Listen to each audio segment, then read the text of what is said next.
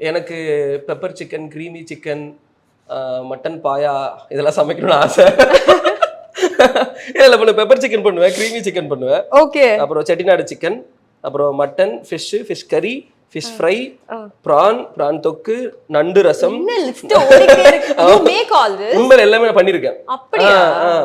நான் ஒரு செஃப் பரம்பரை. இது வந்துட்டு உண்மைதானா?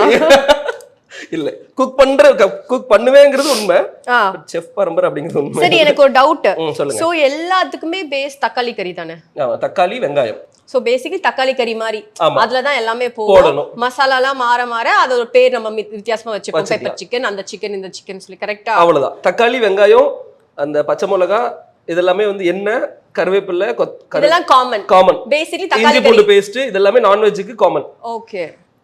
பெரிய செஃப் மாதிரி நான் ஃபீல் பண்றேன். சொல்லி கொடுத்தேன். சரி, நான் ஒருத்தவங்க சொல்லி கொடுக்குற நிலைமை வந்துருச்சு அப்படிங்கிற மாதிரி.